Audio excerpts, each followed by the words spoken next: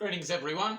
I just thought I might share a video regarding should you invest in trading cards, Pokemon, Yu-Gi-Oh, Magic the Gathering. So just a few thoughts. If this was asked a year or so ago, then obviously yes, it's been insane. It's just done incredibly well.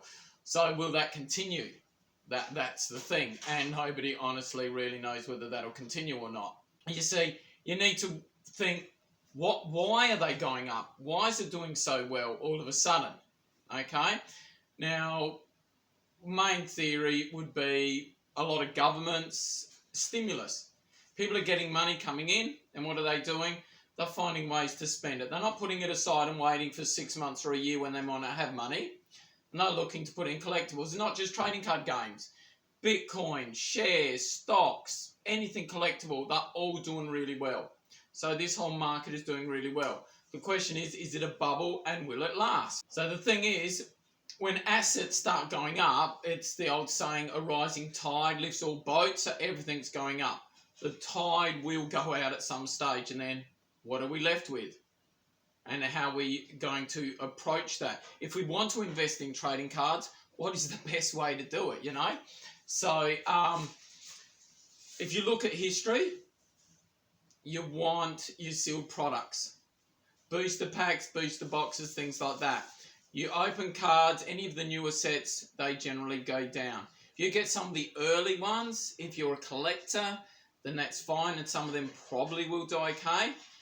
But as far as just investing goes, you are best off just going with your sealed products, because historically that's what's done really well. I mean, a lot of people now are saying that it's a speculative bubble, which it might be. Very hard to pick a bubble until it busts. Some keep going for a long time and then give up. I'll give you a good example.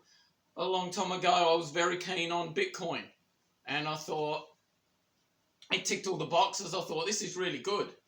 And then I looked, for the time frame I was looking at, it had Bitcoin had gone from $200 to $4,000. And you think, what a rip-off. That is ridiculous. That is the most obvious bubble you will ever see. $4,000 for a Bitcoin. How ridiculous is that?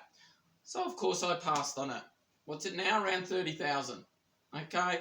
Very hard to predict until after the event. And then even after the event, because Bitcoin, I think, went to 14,000, crashed back down to 6,000 or 8,000, and now it's gone back up again. So you would say it came down, but so very hard to actually predict in future. Another interesting thing that's going on with trading cards at the moment, what used to happen if you had some old cards from the old sets. Now, I think people really need to be careful here.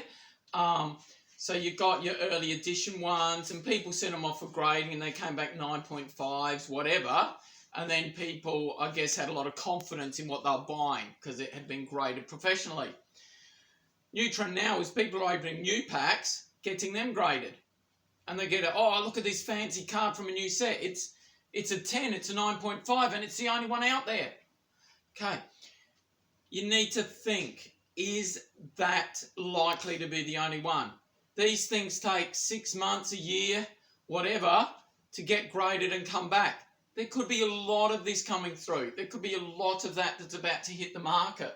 So I'd just be very careful buying newer graded cards, because it's just impossible to tell how many of those are out there, how many are currently getting graded. So it's, in my opinion, probably not the best way to invest your money. Another reason all these asset classes, I guess, collectibles are going up in value, it's really a reflection of people's faith in currency. When people lose faith in currency, they want to store their wealth. They want to buy stocks, shares, so they actually own part of a company. They want to buy collectibles. They want to buy gold. They want to buy real tangible things because their faith in currency is being eroded, or in fiat. The question you need to ask yourself is this likely to continue? Is the government likely to continue pumping out stimulus checks, printing money, or going further into debt? Whichever way you look at it. Now, the fact that the Democrats have now got control of both houses then there's not really a lot. They can pretty much do what they want. So if they want to print more, and in my opinion, they're pretty much going to have to, okay? The COVID, the restrictions, the poverty, it's going to be huge. So they're probably going to have to. If they at some stage decide to cut that off, people are going to need to sell all these collectibles and all these things they build up to get money in for day-to-day expenses, etc. Okay, so really important you look at what's going on in the bigger picture. Okay, so governments, what action are they going to go with? If you think they're going to keep printing, a lot of people are going to want to get solid things.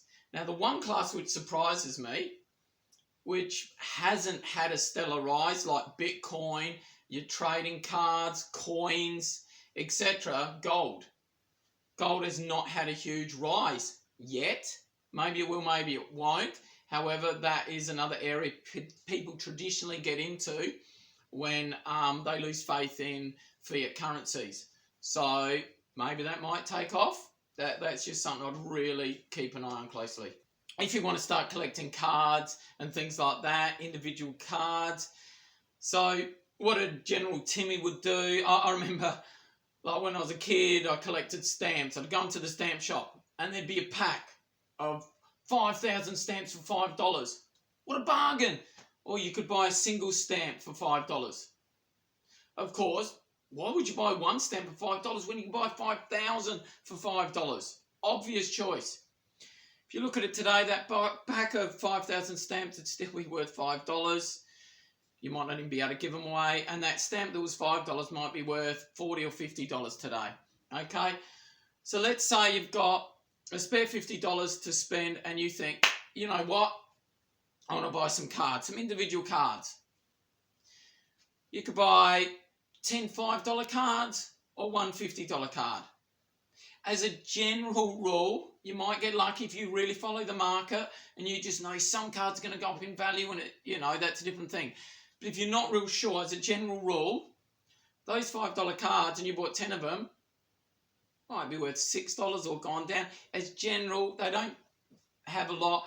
Obviously, there's not a huge demand for them or they'd be worth more. Okay? Your $50 card in so many years' time might be worth $100, $200. Of course, this is assuming the market doesn't collapse and it's not a speculative bubble, things like that. But if you're better off buying one item that's worth more than lots of items that are worth less. Hope that makes sense.